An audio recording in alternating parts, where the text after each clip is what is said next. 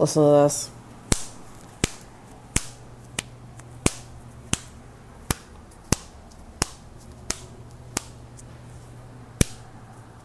Is it my chitinous exoskeleton?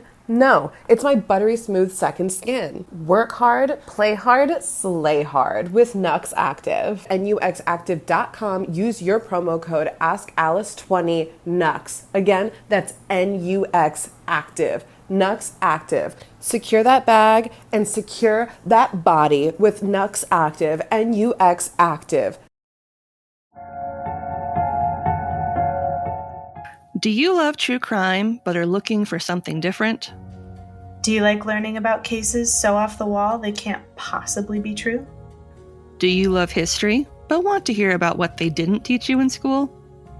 Do you like laughing awkwardly about cases that are bizarre and a little strange? Then we have the podcast for you. Join me, Lindsay, And me, Madison, for Ye Olde Crime, where we discuss the funny, strange, and obscure crimes of yesteryear. Listen every Wednesday wherever you get your podcasts. And we'll see you next time with another tale As old as crime. Go Ask Alice is a show intended for adult audiences, because adults want to learn too. Sometimes we cover sensitive material, so please take care of yourselves, and listener discretion is advised. Now on to the show.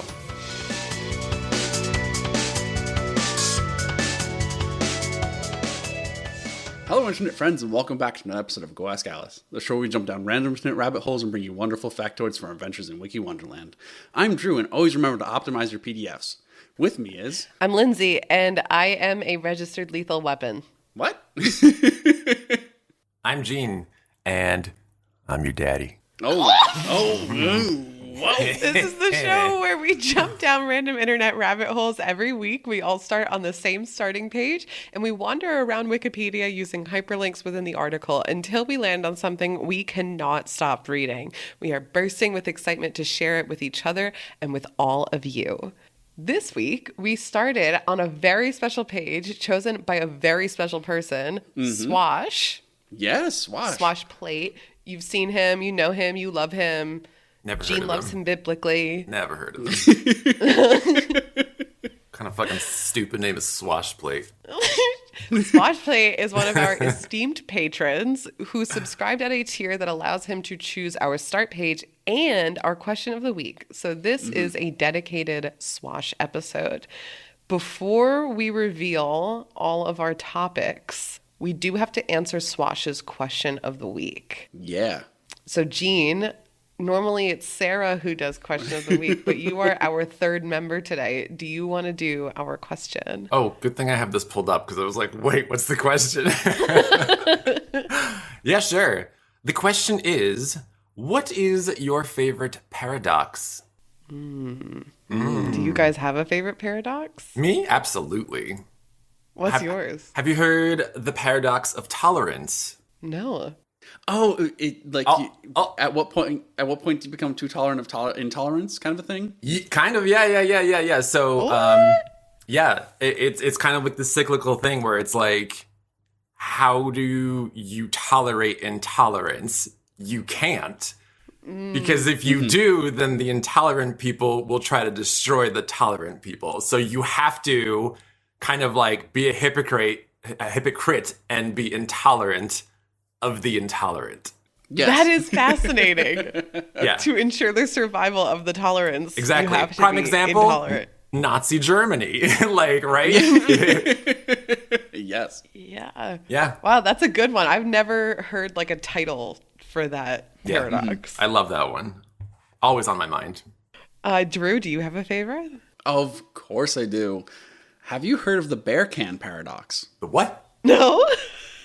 So the bear can paradox, I guess it's kind of like I don't know if it's so much a paradox, but the problem is you cannot design the perfect bear can. It is impossible. What's a bear can? Because prevents bears from getting into your food. Oh, okay. Like when you're So- camping. Yeah, when you're camping. The problem is there's overlap between the dumbest humans and the smartest bears. Oh, no. Such that if you design a bear can that's perfect to prevent all of the smartest bears from getting into it, the dumbest humans will not be able to get into it. And if you design it so that the dumbest humans can get into it, the smartest bears will be able to get into it. Therefore, you cannot design the perfect bear can because there's too much overlap between the dumbest humans and the smartest bears. And that's the paradox. I don't want to know if I land in that middle. I do want to know where we all land. Also, I was totally know. expecting something philosophical. We got bear can. Bear can. It's great. We had some very good listener submissions too. So on our Discord, because we have a question of the week channel, we had like all of these great discussions about the different paradoxes people brought up. But Cake Mastermind immediately was like, keyboard error, press F1 to continue, which is a paradox because if there's a keyboard error, how can pressing a key help you continue? I didn't think. I was like, "What's the paradox there?" But yeah, it's using the keyboard, right? Moth followed that up with "this page intentionally left blank." If that's on the page, the page is not blank. Oh my god. Robin of the Robin fame followed that up with a visual paradox. So basically MC Escher's work that's like very trippy and hard to actually follow is a artistic form of a paradox. Love those, yeah. And we even had a submission on our Instagram that was the grandfather paradox from Michael with a B. Where's the B? Where's the bee? Where's the B? We actually had that exchange on the when I commented on his username. For anyone who doesn't know, that's a famous Vine. Yes. Oh, gotcha. Geist followed it up very philosophical and very deep with paradoxagender. So I guess in LGBTQ, I guess umbrellas, there is this like paradoxagender that in the very quick wiki like link basically sums it up as Schrodegender. So I think it's like Schrodinger's like, is it alive, is it dead, is it masculine, is it feminine, being a gender but having no gender at the same time. I thought that was awesome. Ooh. Yeah, that's cool. Wakanov, which was just another one of our streamer friends. Wakanov brought up Russell's paradox that states, you'll never get this from the name, but if you have a list of lists that does not list themselves, then that list must list itself because it doesn't contain itself. However, if it lists itself, then it contains itself, meaning it cannot list itself. That is... My brain knows...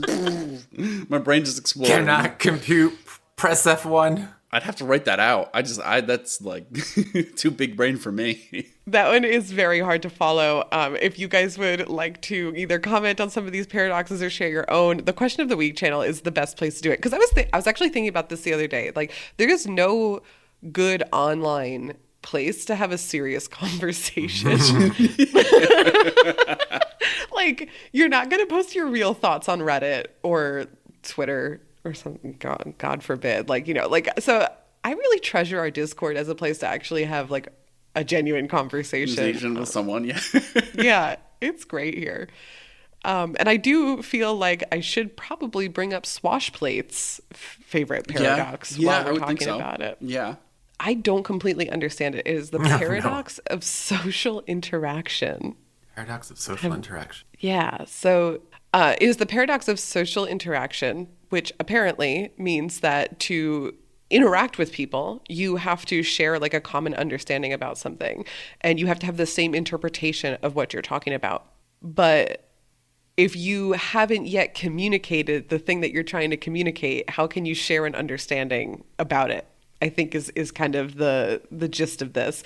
So the official text from Swashplate himself says, it's a common occurrence during social interactions where parties face a problem of mutual prediction.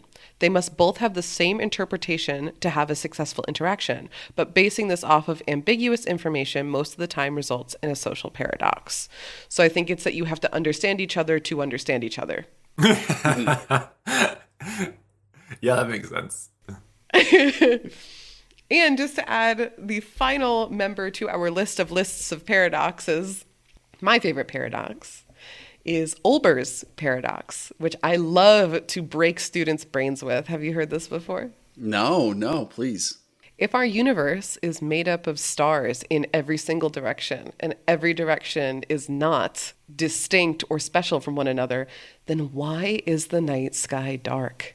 If there are stars everywhere, then why isn't it bright at night? It should be that you pick any direction and travel in a straight line and you'll find a star or you'll find something.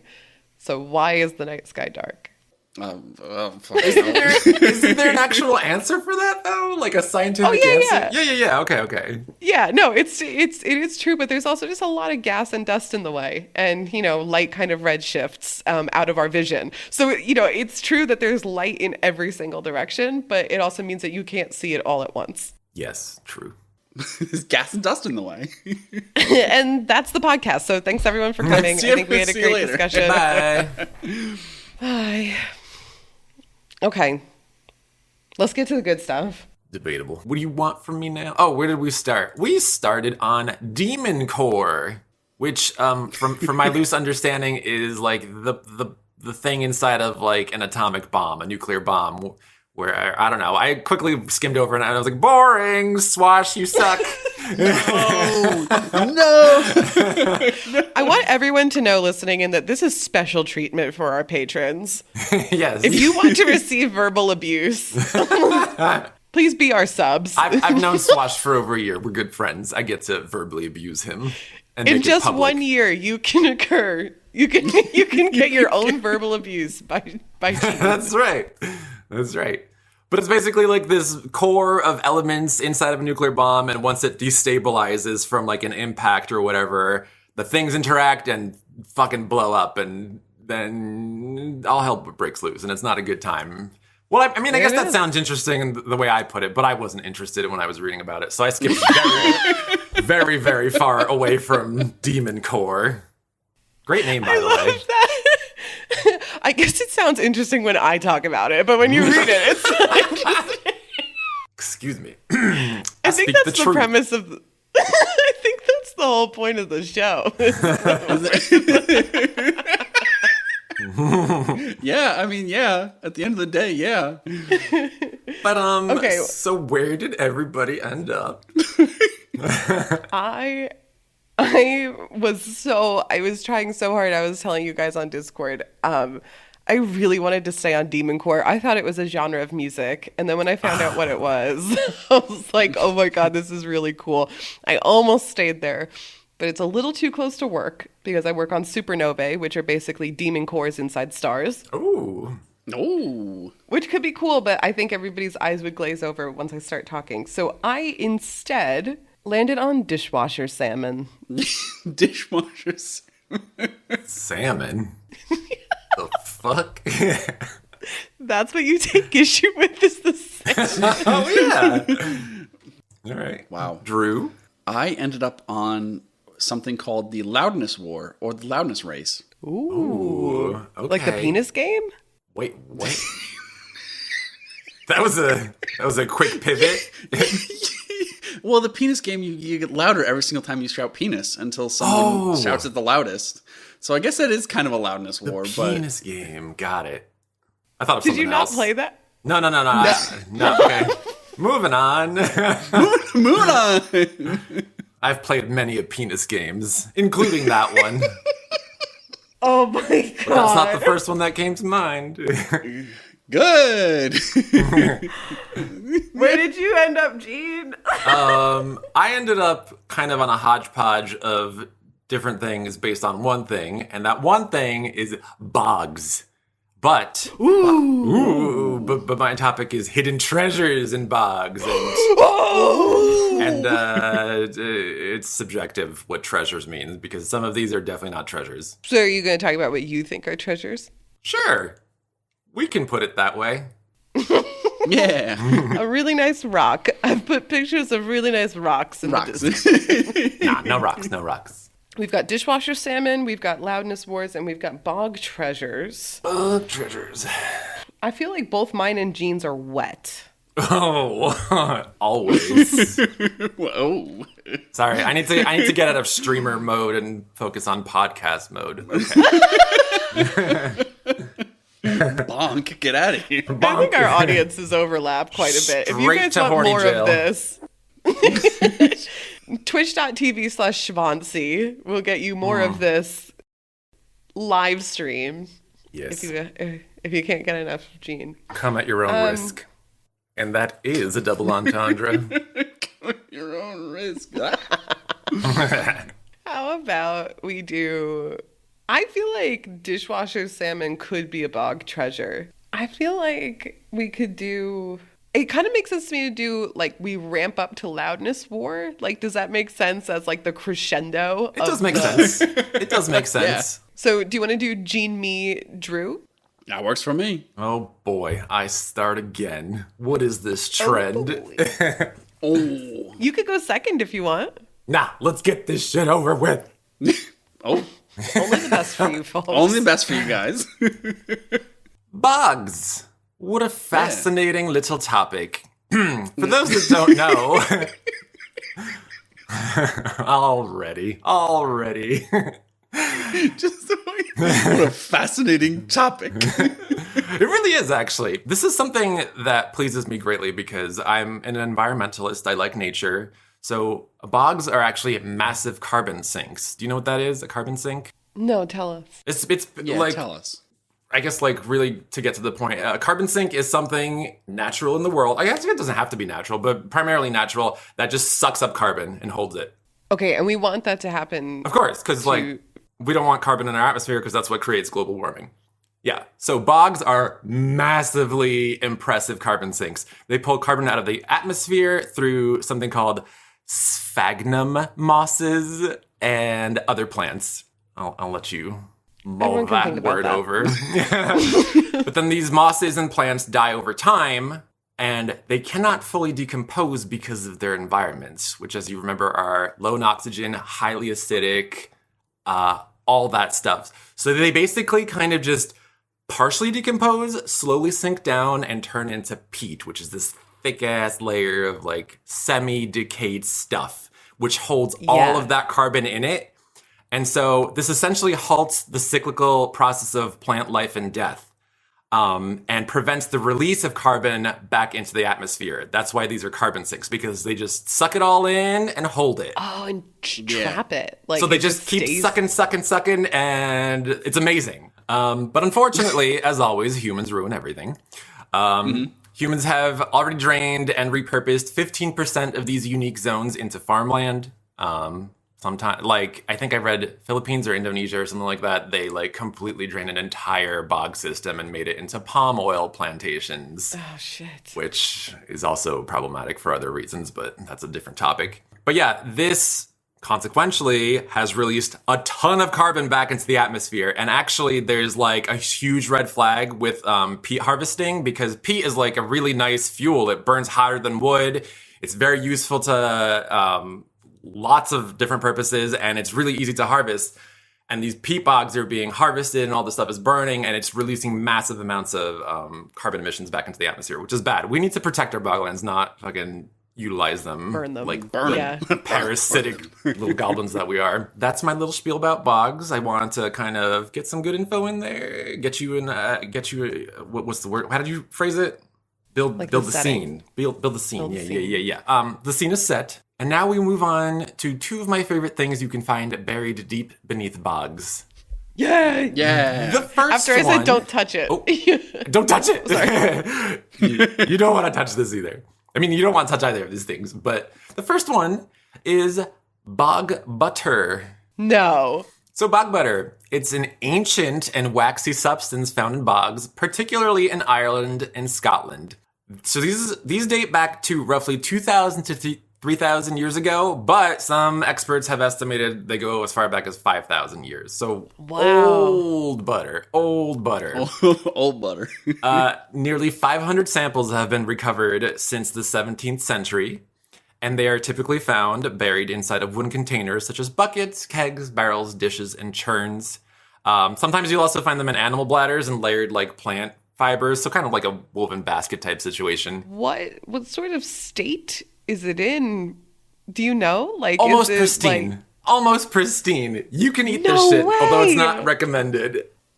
It's not.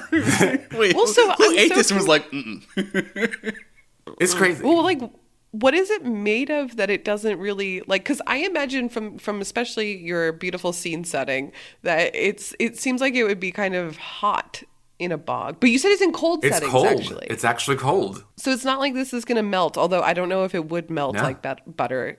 You know what's funny? It almost doesn't matter what anything is made of because bogs are the perfect place to preserve things because of their acidic, cold, low oxygen nature. It's basically a giant pickle swamp, a pickle jar swamp. The original motivation of creating bog butter is still unclear to most scientists, although we assume it was done to prevent spoilage because bogs are just so good at preserving things. Remember, again, like I said, cold, low oxygen, high acidity makes for like a perfect combination of preservative properties. So another theory is that burying this butter and other foods in general in bogs was a primitive form of food processing, as the chemical reaction in the soil helps to transform foods into more palatable products. Bogs have like no salt in them. Fats.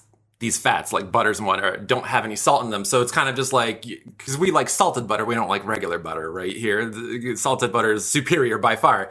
Not that bogs have a lot of minerals in them because they are nutrient low, but they do have other things in them that add flavor. So the theory is that they would bury foods in there not only to preserve them, but add flavor and make them more palatable. So one other theory is that these butters and other provisions were buried in bogs as a strategy to avoid loss from theft and invasions. Because we're talking about Ireland and Scotland primarily here, and the very war-torn countries back in the medieval Iron Ages and whatnot.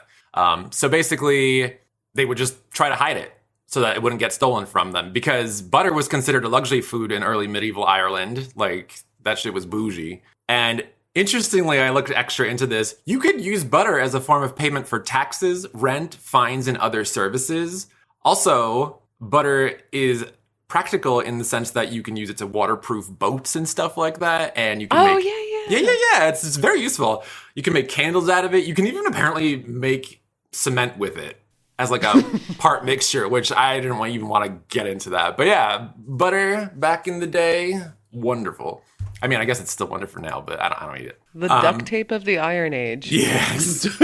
Really, though? So that's one of the two things that I was like, holy shit, I have to talk about this. The other thing is bog bodies. Or I had a feeling that was coming up. Or bog people, which is the other term for them. As you might have guessed, these are human cadavers that have been naturally mummified in peat bogs. Ooh. Yes. Were they put there on purpose? You'll never know, but probably. They have been typically found by those nasty peat harvesters I was telling you about, taking all that peat out and burning it. But, I guess we all got to make money somehow.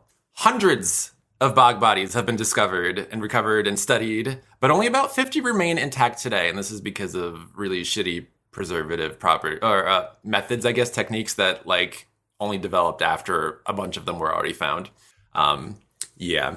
So they range from partial skeleton remains. That does count, by the way. A bog body, if it's just a skeleton found in a bog, it's still a bog body. It doesn't have to be all intact. Okay. But so partial skeleton remains all the way to so well preserved that they have been mistaken for recently murdered victims. Damn! Could have happened a couple weeks ago. So reasons for these people ending up buried in bogs are speculative and include things such as being social outcasts, being driven out of villages and whatnot to go die in the bogs. Witches, of course. How can it not be witches? Fucking burn the witch and bury her. Legal hostages killed over broken treaties. What? Okay. Remember war-torn countries, lots of tribal stuff going on. I don't know if it's tribal. Clans, I guess it's in Ireland. It's not tribes, it's clans. Throw them in the bog. Ritual sacrifice, big one. Ritual sacrifice, because they believed in a lot of those gods and goddesses and all that. Gotta appease them, otherwise the rain won't come. The building won't stand. Yes. And victims... the building won't... And the last one was victims of unusual death being buried according to traditional customs in bogs. So the oldest known bog body is the and I'm gonna butcher these names because they're all like Danish and shit, and I can't. The Kolbjorg man, who is age 25, based on carbon dating and all that, and he is estimated to be going back to 8,000 BCE in what is now Denmark. So this is the oldest bog body we've discovered. And for clarity, he was a skeleton. He was not fully preserved because, I mean, even in the perfect conditions, I'm assuming 8,000 years is a little much for the body to tolerate, even in pristine conditions, unless it's like formaldehyde, which it's not. And he was one of the few remains that his body showed his skeleton showed no signs of violence or any sort of abuse or sacrifice. He was fine. He was healthy. We don't know why he ended up in the bog, but he was in the bog, and he is the oldest that we know about. I don't have much info on him, unfortunately, just the fact that he's ancient AF. Yeah, right? Yeah. And then we get to the Toland man, which is the man who looks like he's peacefully sleeping with his eyes shut. And he's 40 years old, according to their research, and he is one of the most well-preserved bodies that has ever been discovered, especially in the face region, because you can see in that picture. You'll see it on our Twitter or wherever we'll post it. I don't know. Lindsay will tell us about that later. But like you can see his stubble, you can see every little wrinkle on his eyelids. Like he is beautifully preserved, and I feel bad for him that he died. But he carbon dates back to around 400 BCE, which is way closer to us than 8,000 BCE. Still, that's over 2,000 years old. Yeah, that's a long time. Yeah, he's old AF. He was discovered in 1950, and people thought, actually, as I said before, that they just found someone who had been recently murdered. Makes sense. Yeah, they thought he was murdered because he had a noose around his neck. Yeah. Oh. Yes. Did not know that. So this indicates that he was hung.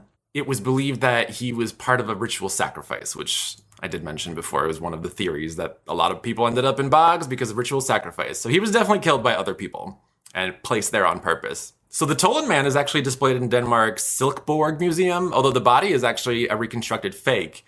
The real body started to grow mold and decay down to the bone before better preservative techniques were developed. So they cut off the head, let the body... They tried to desiccate it, like dry it out, but like it just basically crumbled because it started to mold and get all nasty. So, but they managed to save the head and then reconstruct the body based on the skeleton that remained. So that's in... if you're interested to go see it, you can go to Denmark Silkeborg's Museum. And then the last picture I have is the other man facing down. And we don't want to look at his face. It's not good. I didn't post that on purpose. It's very ghoulish. But he's called I don't know how to say this, Grabali, the Grabal man, age 30, dates back to 29 BCE, so around the same time as these other two.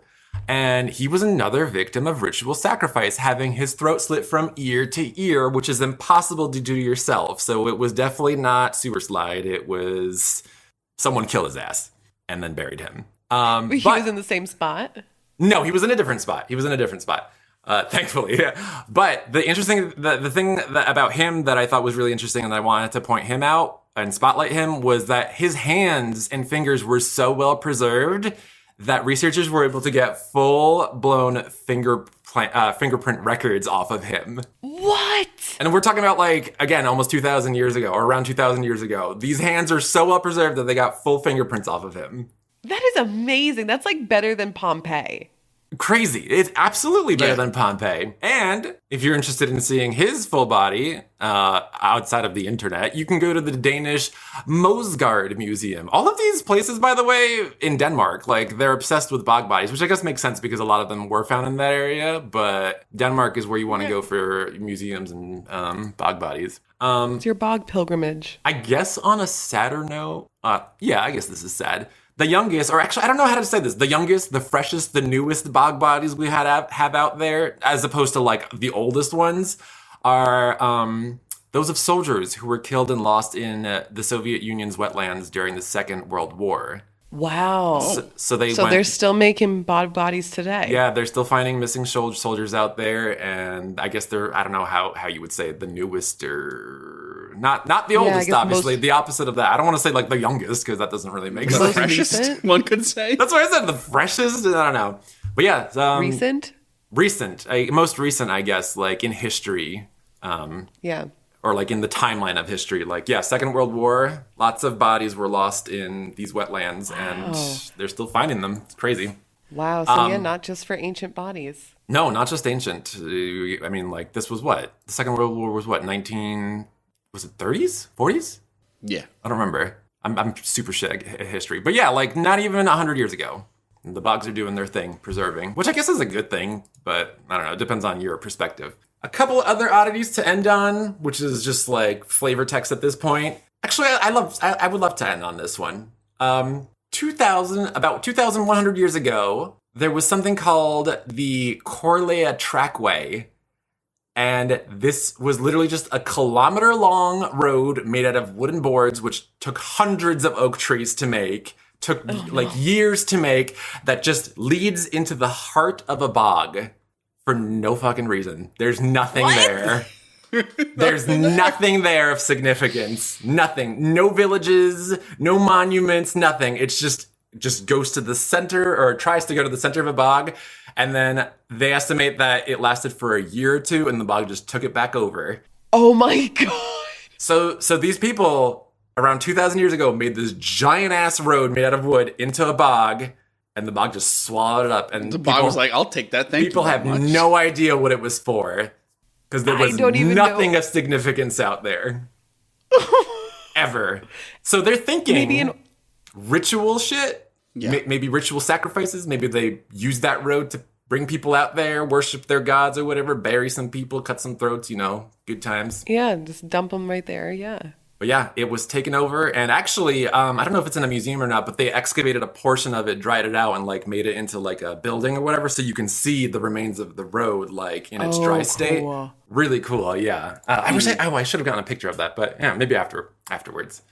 But like, my theory is old-timey national park, because if anybody if we just let Yellowstone like grow over, people would find that and be like, they just had these fucking ramps going into what? Yeah. No, what happened here? Yeah. It's just so weird to me. I'm like, what? Why would you make a road into the middle of nowhere and then just be like, yeah, let's abandon this? Sightseeing. So weird. Sightseeing, exactly. I guess so, yeah. But if you guys have theories listening, I want to hear them. Yeah.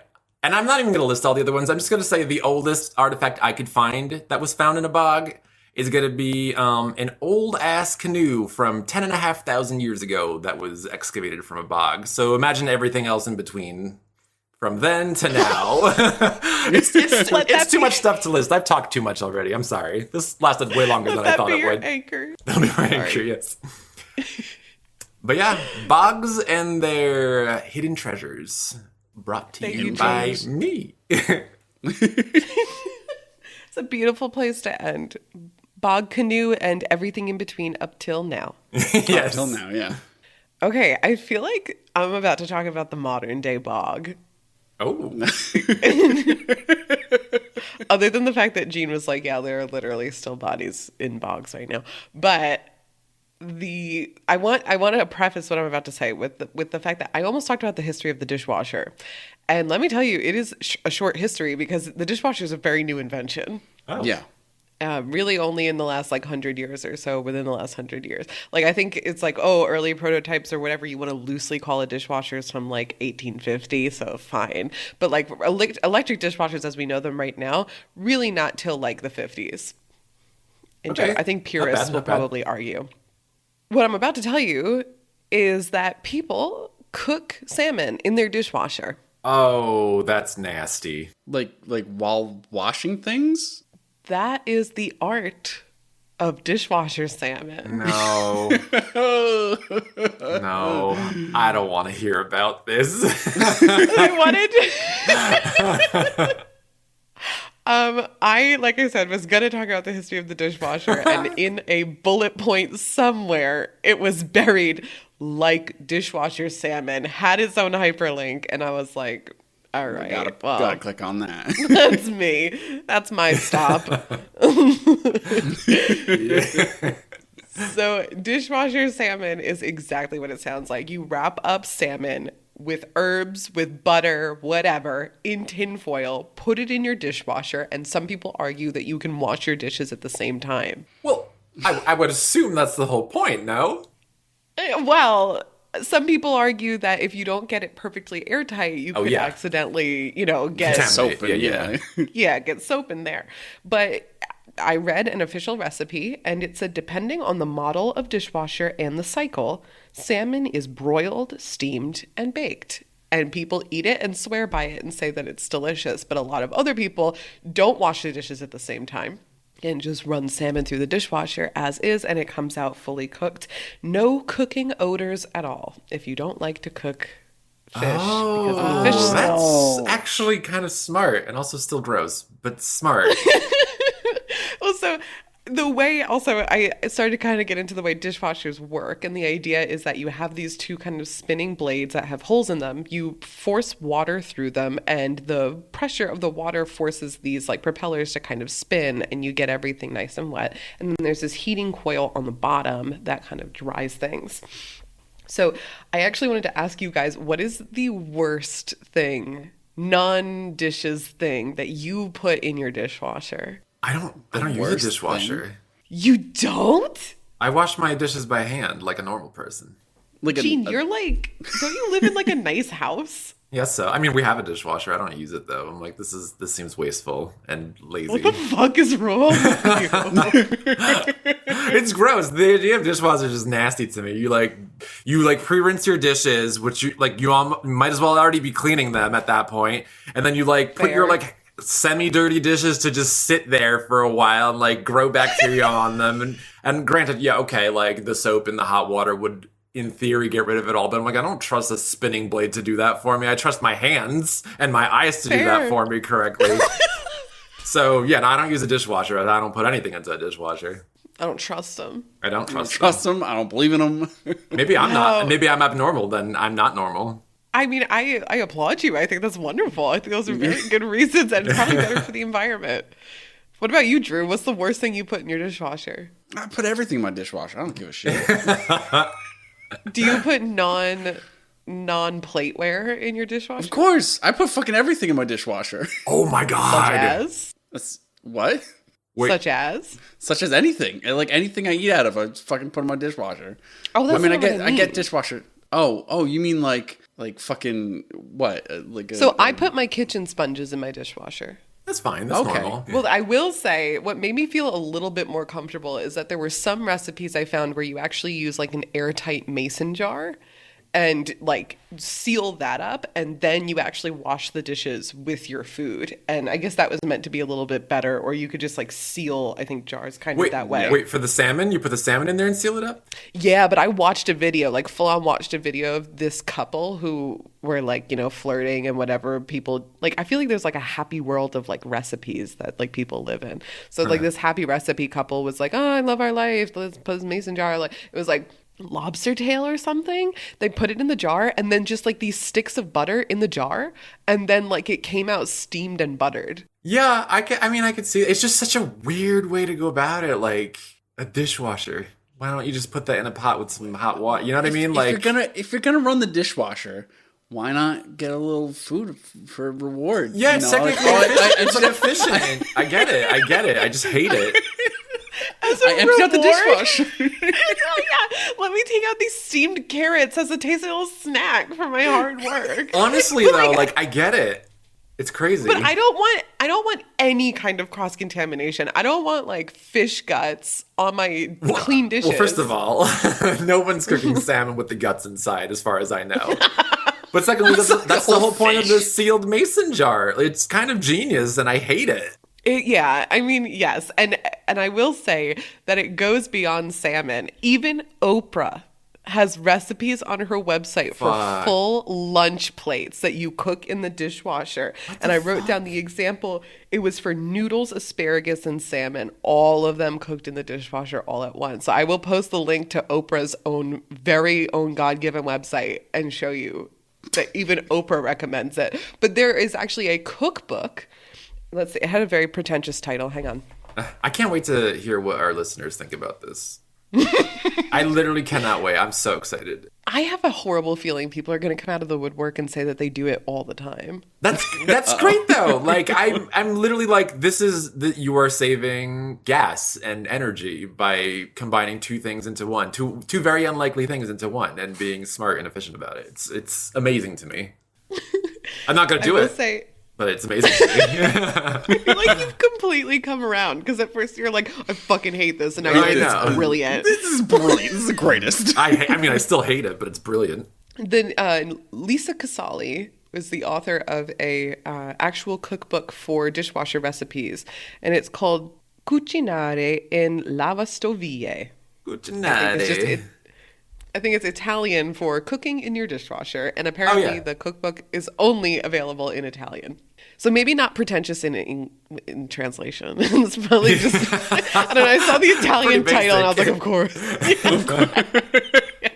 It's probably extremely straightforward. But yeah, so she has all kinds of recipes of full-on meals that you cook in your dishwasher, but I couldn't find a free PDF, so I don't know if she uses the sealed method or the tinfoil method. I would never. Not in tinfoil, no. You gotta be fucking crazy to do that. I kind of went down a rabbit hole, though, of unconventional uses of your dishwasher and what people have done. So one thing that I discovered was that to clean your dishwasher, some sites recommend using lemon Kool-Aid. Like the powder? First of all, that's a thing? Lemon Kool-Aid? Yeah, there are all kinds of Kool-Aid. I didn't know. I thought there was just red Kool-Aid and that was it. No, there's so... Oh, today I learned. What the fuck? Did I learn this lemon Kool-Aid? That's right. And what I was also... I am such a sucker, guilty pleasure for unconventional cleaning methods. One day I read that you can clean the blades of your ceiling fan with a pillowcase so that it doesn't none of the dust falls. You just put the pillowcase over the fan blade, scrunch it down and pull, and there you go. You got a clean fan blade. So that I was reading that in bed at night, and I was like, Daniel, hitting Daniel, and I was like, get how to clean your fan blades. So I happened upon a list of amazing ways to clean things using dishwasher tablets. So apparently you can throw a dishwasher tablet in your toilet and clean your toilet. Oh, in the top part, or what is the thing? The tank? Oh, actually, is it an upper decker or a lower decker? It's an upper decker cleaning strategy. Wait, why do I feel like if you put it in the wrong one, it would have catastrophic results? Just boiling, bubbling up. I don't know which one. I should have checked. You can clean your refrigerator with dishwasher tablets. You just get them a little wet and scrub. Clean your washing machine by chucking in a dishwasher tablet, and your garbage cans outside. Oh. So it's just a little fun you can have inside and outside the dishwasher. But I figured this topic would get a little bit listy if I just keep naming food you can cook in your dishwasher and whatever. Oh, yeah. So I wanted to keep it short and sweet, which is great because we got into a much more interesting topic in greater detail. I wanted to end on a game, if that's okay with you guys. Let's play. Okay, I have written down, I'm going to keep score with you guys. Oh, shit. I have written down unconventional things people have put in their dishwashers, and I want you to tell me whether or not it is recommended to use your dishwasher for this purpose. So I'm going to list an item, for example, golf balls, and you are going to tell me, is it or is it not okay to clean in your dishwasher? Got it. So let's start with that one. Golf balls. Recommended. Yes. All right, you're both right. Starting off with 1 point, both of you, it is recommended to clean golf balls in your dishwasher, but not with plates.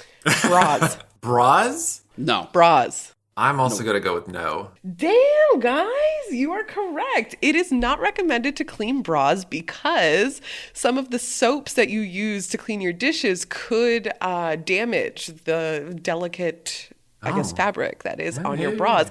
But apparently it is an appealing option because I guess number one, people love to clean clothes in dishwashers. I don't know. What the but fuck? also You because got a washer for that? What the fuck, people? well, not always. I mean, over the pandemic, I was definitely eyeing my dishwasher like, it's better than quarters.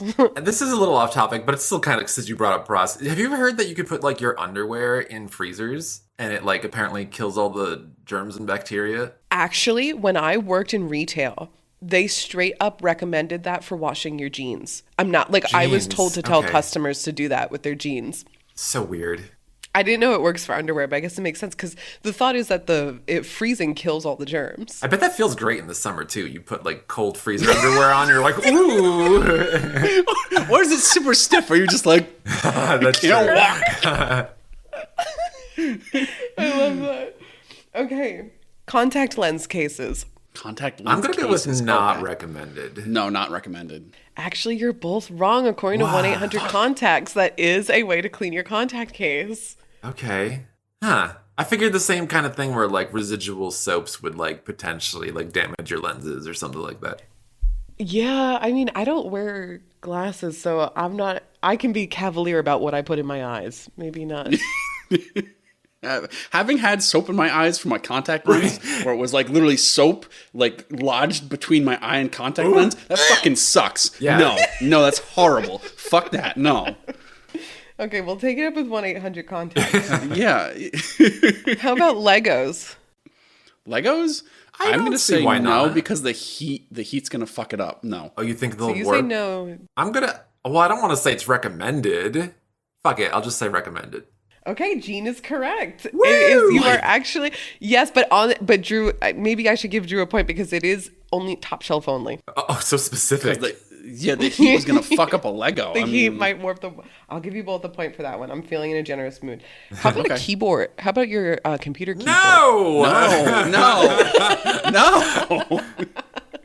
People have actually tried to clean their course laptop they have. People keyboards are in the fucking dishwasher. stupid. With the laptop keyboard? What? Or sorry, detachable Desktop. keyboard. Okay. I was just like, throw your laptop in there. Fuck it. Who cares? How about finally baseball caps? What's a baseball cap? You know, that you wear in your. Oh, like a hat. No. You know what? Fuck it. I would be contrarian. I'm gonna say yes. That puts Drew in the lead. It is actually true. So not only do people recommend cleaning baseball caps in the dishwasher, but they actually make special mesh, maybe not mesh, but they make wire cages to keep your baseball cap in its like shape while it's in the dishwasher. So there is like literal like hardware for you to use when you do a hats only cycle. So is that the preferred method to just throwing it into the like regular cleaning, like laundry machine? Yeah, I mean, I don't know why that's allowed and bras aren't. You know, like Right. to me it's like but it is bras are honestly delicate. recommended. Yeah, bras are delicate. One final one. I know I said that was the last one, but I've got one final one. How about Crocs? Oh, 100% yes. Yeah, 100%. absolutely recommended. 100%. Crocs are recommended to be washed in the dishwasher top shelf only because the bottom shelf Yeah. will shrink them. By the way, everyone in my life, well, not everyone, but most people in my life, Crocs are amazing. They're so comfortable. They're the epitome of comfort. I was like, fuck it. Sold. I'll buy a pair. Hate them. Immediately return them. Trash footwear. You people are delusional. Get your brains checked. Was it too sweaty? Is that what you No, mean? they're just not comfortable at all. I put them on and I was like, these suck. Like immediately. Oh my And I was so excited because people finally convinced me. I was so excited. I was looking forward to them. Trash. Did you buy charms for them? No, thank goodness. That would have helped. That would have helped. No, it would not have helped. Horrible footwear. Would not recommend. I've always liked Crocs. I don't own any, but I've always liked them. Oof, no. No hatred from me. They're But like, they oh, will it's so shrink if you put them on the bottom. convenient. Yes, so is like anything else that you can slip on. Like Crocs are not special. What do you wear? I don't know, like just like regular Skechers slip-ons, and they're wonderful. We're going to end it on that note. Sorry. I got so testy just now. Actually, you know what? The parting gift I'll leave you is that some people wash their flip-flops in the dishwasher, and that is when I stopped reading because I thought that was disgusting. I could see it. I wouldn't do it. There you have it. Unconventional uses of a dishwasher.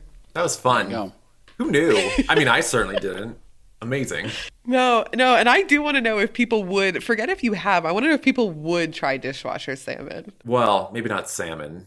Well, I mean, obviously not for me, salmon, but like veggies, But, yeah. I would be interested. Be like, let's try it. Let's go. Oh, you're braver than I am. I think if somebody told me I cooked this in my dishwasher, I think I wouldn't be able to eat it. Just imagine you're just eating it and it just like falls out of your mouth like. No, I mean, as long as I know it was like in a mason jar or whatever, where it's fully sealed, there's no nasty dishwater soap getting in there. Yeah, like it's literally just a cooking process, whatever. Okay, you're good. Well, the loudness war or the loudness race, it's sometimes called that. I'm just going to call it the war because I like it. Yeah. It's a trend within recorded music to increase audio levels, which subsequently reduces the fidelity of the audio and is believed to reduce the listener's enjoyment. So it's just basically increasing the loudness of it, making it less enjoyable or like Is less this dynamic range. throughout? Is it like during a single song, or is this like a trend over history? So this is a bit of a trend over history. We'll get into that. Well, like that's literally Okay. the next section. Okay. So the first fights of the loudness war, they're actually reported in the 1940s with mastering practices of 7-inch singles. And then this has continued, or has been a continuing problem, but it resurfaced really in the 1990s with the introduction of digital signal processing and associated CDs, and both of which, really allowed for further loudness. So, for example, once the maximum amplitude of a CD is reached, loudness can be increased further still through signal processing techniques such as dynamic range compression and equalization. Basically, what this means is engineers can apply an increasing high ratio of compression to recording until it more frequently peaks at the maximum amplitude. So basically, you take everything, anyone unfamiliar with compression, you basically smush the highs and lows until you get this very flat bar of audio, basically, and you get this very tight range. And so if you keep on squishing it, you end up with a very low dynamic range, but you end up with everything kind of being louder in general. So that's kind of how compression works. But this is sort of taken to the extreme because compression is an extremely useful technique. I mean, we use it all the time because we laugh very loudly. Yeah. It like balances your whispers with your shouts into a more balanced kind of like mid-range. Yeah, it's nice actually. I love it. Oh, okay. Yeah. So yeah, we use compression all the time, but in these extreme cases for music, because I mean we're a podcast, so we don't have that big of a dynamic range. Until Sarah laughs. Unless Sarah laughs, which is fucking, it's explosive sometimes. Sorry, Sarah. Your laugh can be a little much. Not a little much. It's just great. Yeah, but anyone listening to our old episodes knows what we're struggling with. Well, in extreme cases, this compression, when used to increase loudness, can actually cause clipping and audible distortion of the audio if you overuse it. So anyone familiar with audio will tell you that's a huge fucking problem, and you do not want that in your mix at all, and it should be avoided at all costs. So modern recordings that use extreme dynamic range compression and other measures to increase loudness sacrifice sound quality for the sake of loudness. So that's kind of a huge problem because, you're getting rid of this huge dynamic range just to have it be louder. And, this escalation of loudness has caused some serious issues with albums that are, quote unquote victims of the loudness war. And I'll get into those albums a little later. But first, let's hit some history. Let's get some history behind us before we dive in. History. So the practice of focusing on loudness in audio mastering can basically really be traced back to compact discs mostly, but this practice still did exist before CDs were a thing. Vinyl, of course, was the primary recording medium released initially, and when 7-inch singles were being played in jukeboxes in clubs and bars, the idea was to produce what's called a wall of sound with these devices. You'd basically fill the whole room with audio. And so to get that loudness on the vinyl side, this was achieved through techniques such as instrument doubling, where you literally just put the same instrument twice. reverberation, and compression, all of which are used to just increase loudness in general. And that's just for bars and clubs. So when you have normal jukeboxes in like diners and stuff, they have a predetermined volume level that's set by the owner. This means that any record that was mastered louder than other records would inherently instantly stand out. How I imagine this is you're sitting in a diner enjoying, I don't know, a fucking BLT or something. I don't know. A what they ate in the milkshake 40s. with your lover. A burger and fries. Sure, exactly. And then there's a little background noise playing. It's just a little music that's playing in the background. And all of a sudden, bam, a new record hits the needle and it's fucking pumping. You're going to remember that fucking song for sure. And that is the start of the loudness war. Oh my God. It makes Yeah, sense. right? Yeah. It makes so much sense. Yeah, that's unfortunate. So this trend, yeah, exactly. So this trend continued into the 1950s, where producers would actually request 7-inch singles that were louder, so they would stand out when they auditioned for radio stations. So basically, you have these 7-inch singles that Is were the just idea that if it's loud, they don't have to be talented? Like, if you hear a loud noise, you're not going to be like, oh, but actually the pitch was off. I think it's more of loud is noticeable. Okay. If you think about, I mean, this is a very, very extreme example, but a pin drop versus a gunshot, you're going to notice the gunshot. You're not going to notice the pin drop. But do and you that's just pure... want to notice the gunshot? I mean, okay, for a bad example, I guess, or hypothetical. Yes, Yeah. you want to notice the gunshot. But like, do you want, Yes. do you want to be attracted to like a super loud, obnoxious thing compared to, I mean, okay, this is a bad example all around because nobody cares about a pin drop either. But you know what I'm saying, right? Yeah, I know yeah. what you're saying, but I think it's the loudness level. It's not distorting the music completely. I mean, we'll get into that, but it's not distorting the music completely. It's just generally louder, and so it's just more noticeable. That's the whole key here, is that it's just like, because it's generally mixed louder, it's just more noticeable. I mean, there might be... Oh, sorry. I was just going to add, it might be... Oh, sorry, Gene. It might be a bit of an evolutionary element, because I've heard before that when you're born, the only thing you're afraid of is loud noises and falling. Huh. I guess that could be an evolutionary thing then. I was just going to say, this reminds me of, how like Vines and whatever, like quick videos where people are like, haha, funny, where people try to outdo each other with how loud the background music is, or like how loud the reaction is, to the point where you're like, ow, like that hurts my ears. I fucking hate you for making this. This is what this reminds me of. It's like, look at me. I got the loud funny thing. And you're like, it's not funny. It's just annoying at this point. Yeah. Yeah. I think I would say that this is kind of similar to that. It's just, it's not at the point of annoying. Right. It's just so that it stands out. Just it's to edge out it's over your opponents or whatever, competition. Exactly. Yeah. Your competition. So that's kind of how I saw it. And this trend really did continue in the 1960s and 70s with compilation albums where, popular hits from different artists and things would all be put on the same album. Some artists noticed that their songs were quieter than other artists, and they would then remaster their songs to be louder to compete with those other artists on that album. Wow. And so you're basically building and building and building up this loudness war, and the loudness race, exactly.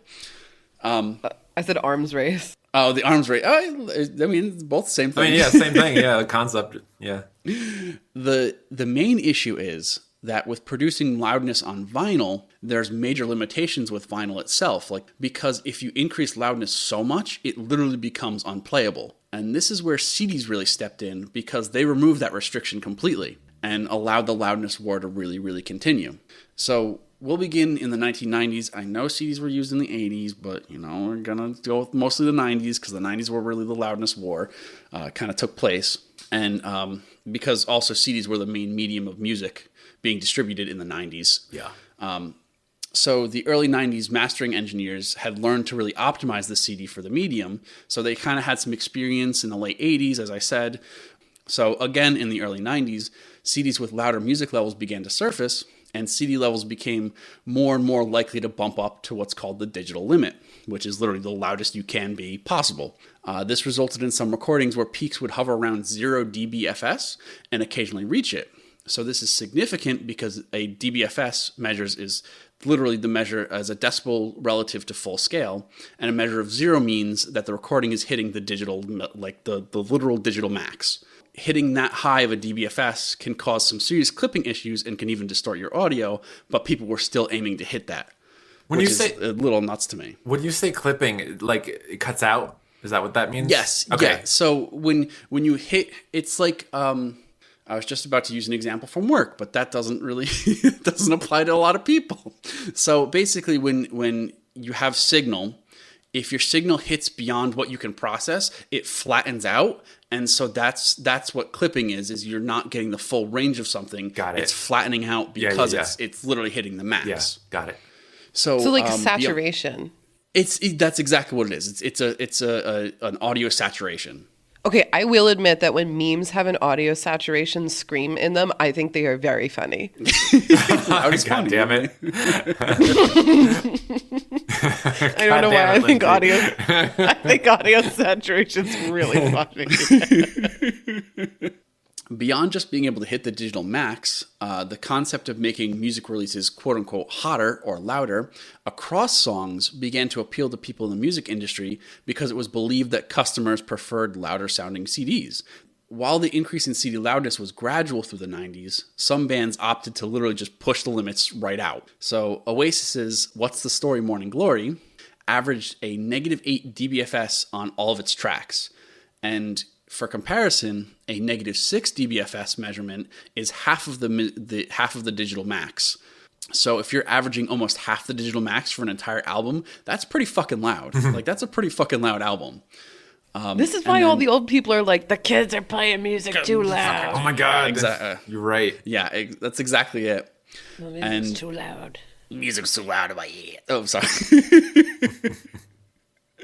So another notable example during the time is the Red Hot Chili Peppers album Californication, which literally featured clipping. There's clipping issues in that album. Really? Due to just how loud it is. Yeah. There's Like there's noticeable? clipping issues. Yes, noticeable clipping. What? I'd have to like point out specific things, but there's clipping issues. All right, cool. I can only think of mellow songs on that album. We'll get into this it depends on how you're listening to it, because we'll get into that. Yeah. Okay. So now we move on to the 2000s, where the loudness war is definitely in full swing, especially with some big remasters, re-releases, and greatest hits collections.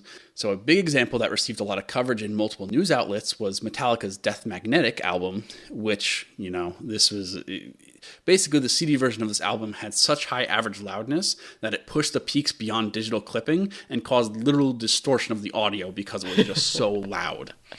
That's so metal. I guess so. Some of you gamer boys and girls may be thinking, that album was DLC for Guitar Hero 3, and it didn't sound bad there. Well, you're right about that. And that's because it was remastered for Guitar Hero to include a much, much higher dynamic range and reduce clipping, just basically reduce the loudness of it compared to the CD release. Oh, cool. The funny thing is, the Guitar Hero release was so much better that people actually wanted the Guitar Hero version of the CD, I was just on a about CD. to. Oh my God! Yeah. I was just about to joke about that. Like, oh, you want the best version of Metallica? Guitar Hero. Guitar Video Hero, games to the rescue.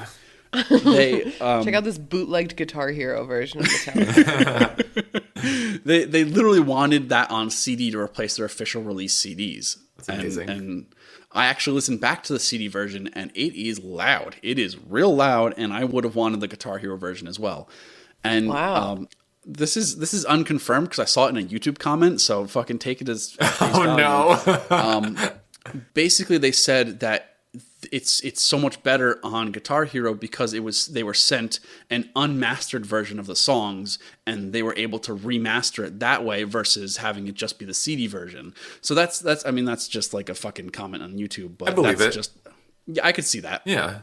Anyway, the pushback against the loudness war really started to mount, and famously Guns N' Roses, their album Chinese Democracy, the artist selected the least compressed version of the album to be released.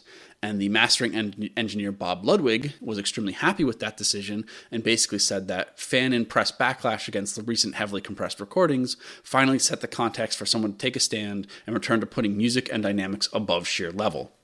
So basically, he's just shitting on these loud albums, because what's the point of them? They're reducing dynamic levels for, just loudness.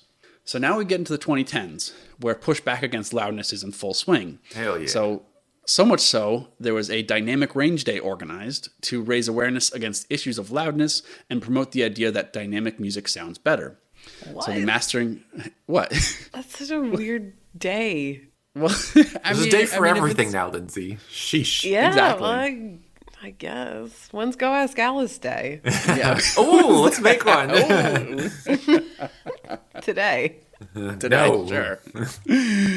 Oh my god. Well, mastering engineer Ian Shepard, who literally organized the day, the dynamic range day, cited research that showed no connection between the loudness of an album and the sales of said album, and he also showed research that people prefer dynamic range in music compared to loud music. Yeah.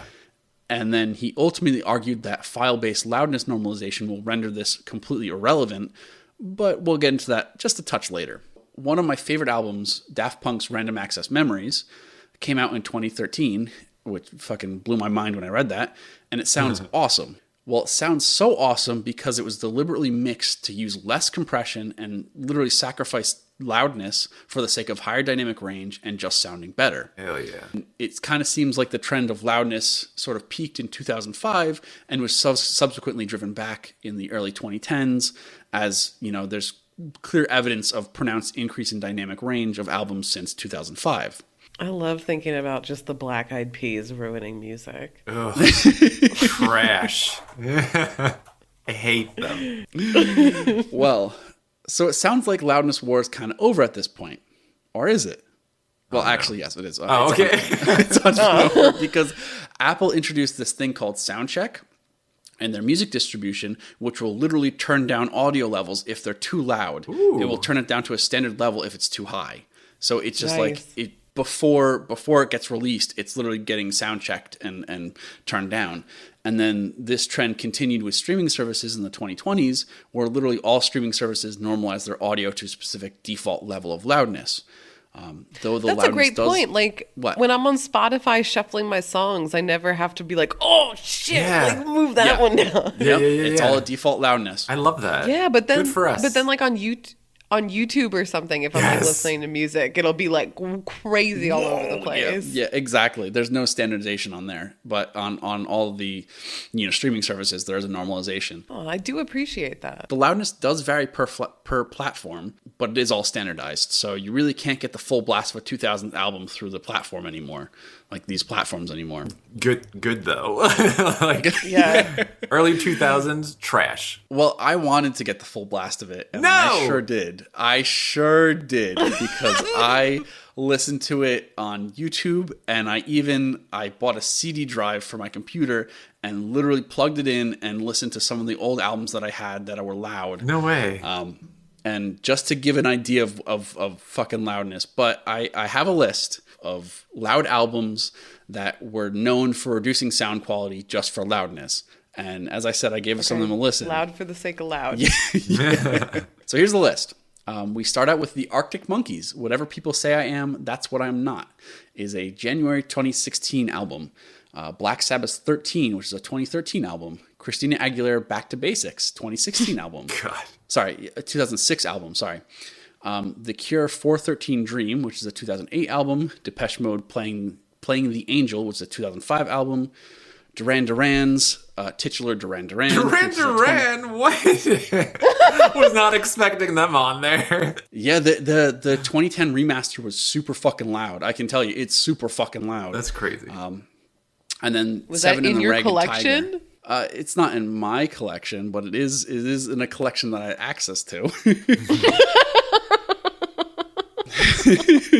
So all of these are considered loud as heck albums. Yeah. So if you have the CD releases of them, you can give them a listen and know that dynamic range was sacrificed for loudness. Sad. We'll take home for you. Little That hidden sounds treasure. awful. That sounds awful. It does sound awful. But it's I true. think I mean, it's a little true. It is awful. I mean, it's cool to see. It's like meta level choices being made. Yeah. And, you know, it's like kind of seeing behind the curtain a little bit with songs that you may already be really familiar with, kind of learning Yeah. why. Like, I think if I didn't know it was on purpose, I would have thought that this was just like poor audio quality or just bad Yeah. instruments. Or, you know, it's interesting to know that it was on purpose. Yeah. Death Magnetic is, for some reason, it's actually now become one of my favorite Metallica albums, but I listen to the Guitar Hero version. So, oh man, it's a good album, but it just was ruined by the fact that they just pushed it too loud. Yeah.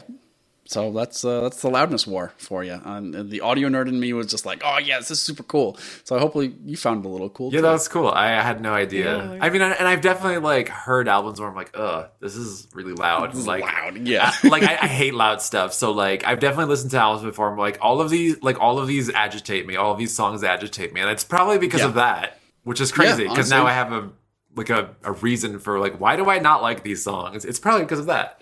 They're probably just fucking mixed too loud. Yeah, crazy. I love that. Well, cool. Thank you, Drew. This is No problem. I appreciate knowing the this to me kind of satisfies the same thing that when I covered hidden tracks. Like it's kind of the same thing where it's like stuff that you kind of take for granted. Yeah. Especially in music that has a lot of input in it that you don't realize. That's really true. Very cool. We love hanging out with you guys. No doubt you Yeah. learned something new. Because how could you possibly be me, Drew, and Gene put together? Like, how would that even work? Thank you so much, Swash, for our awesome question of the week. We got so many submissions, and thank you so much for our awesome start page, because that's how we ended up where we did. So this whole episode is dedicated to you, and we love you so much, except for Gene, who probably only halfway likes you. No, I love him. I just bust his balls all the time. And if you guys want to join in on the adventure at any stage, we always post our best content in the Discord. And if you're ever shy about joining the Discord, like, you've got at least 3 to 4 friends waiting for you. Yeah. And it's us, who you already know. So yeah, come join the Discord. There's links to that in our link tree. You can also find it on our Instagram, our Twitter, pretty much everywhere that we're online. So that's Go Ask Alice Pod on Twitter, Go Ask Alice Podcast on Instagram, which it has been a little bit more maintained. That's twitch.tv/Swansea if you want some more of Gene, Sarah you. Webb Science on TikTok. And we love Swash. We do love Swash. Bye. Bye-bye. Goodbye.